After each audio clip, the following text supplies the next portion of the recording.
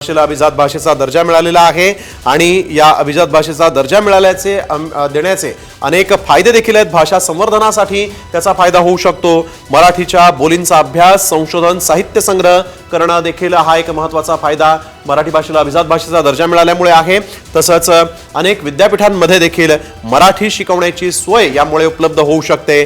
प्राचीन ग्रंथ जे मराठीमध्ये लिहिलेले आहेत ते देखील अनुवादित करता येऊ शकतात आणि यालाच खरं तर भाषेचं बळकटीकरण म्हणतात आणि त्यानुसार अभिजात भाषेचा दर्जा मिळाल्यामुळे हे सगळे प्रकल्प पूर्ण होऊ शकतात। सोबतच मराठीच्या उत्कर्षासाठी काम करणाऱ्या ज्या संस्था आहेत, व्यक्ती आहेत, विद्यार्थी अशा सगळ्यांना भरीव मदत आता करता येऊ शकते।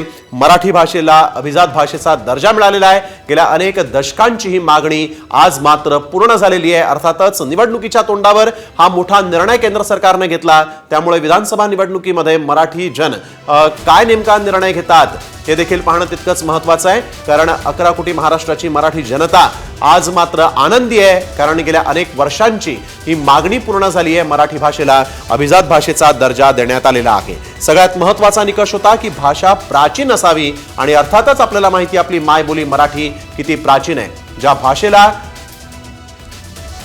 तर सुबोध भावे देखील यावेळेस आपल्याबरोबर फोन लाईन वरून जोडले गेलेले आहेत। सुबोधजी, एक अतिशय महत्त्वाचा आणि तितकाच आनंदाचा हा निर्णय केंद्र सरकारने घेतलाय। तमाम मराठी जनांची इच्छा पूर्ण झाली, मराठी भाषेला आता अभिजात भाषेचा दर्जा मिळाला, काय भावना? तर पुन्हा एकदा आपण सुबोध भावे यांच्याशी बातचीत करण्याचा प्रयत्न करणार आहोत। तुर्तास आपण बघतोय केंद्र सरकारने एक मोठा निर्णय घेतलेला आहे। ज्येष्ठ साहित्यिक सदानंद मोरे यावेळेस आपल्याबरोबर फोन लाईन वरून जोडले गेलेले आहेत। मोरे सर, आपलं स्वागत। साममध्ये एक महत्त्वाचा निर्णय केंद्र सरकारने घेतला।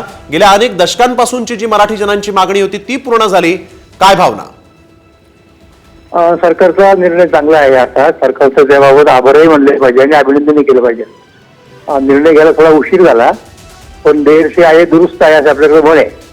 त्याप्रमाणे त्याचं शेवट गोड ते सगळं गोड असंही आपण समजतो। त्यामुळे हे गोड म्हणून घ्यायला पाहिजे आणि आता आपण आपली मराठी भाषा ही एका विशिष्ट दर्जाची भाषा आहे अशा प्रकारची मान्यता सरकारी पातळीवरती मिळालेली आहे आणि त्यामुळे मराठी बोलणाऱ्या लोकांच्या वरची जबाबदारी वाढलेली आहे। कारण आपल्या अभिजात भाषेचा आपण गैरवापर करू नये, हा पहिला मुद्दा आहे। अलीकडच्या काळात आपण बघतो गेले काही महिने राजकारणाच्या क्षेत्रातले, चळवळीच्या क्षेत्रातले लोक मराठी भाषेचा अत्यंत दुरुपयोग करतायत। तेव्हा आपली भाषा जर एवढी उच्च दर्जाची असेल तर तिचा असा दुरुपयोग करू नये। आपण त्याची काळजी प्रत्येकाने घेतली पाहिजे, खबरदारी सगळ्या लोकांनी, नेत्यांनी घेतली पाहिजे, चळवळीवाल्यांनी घेतली पाहिजे असं मला वाटतं। बिलकुल सर, नक्कीच धन्यवाद सर, आपण ही प्रतिक्रिया व्यक्त केली त्याबद्दल।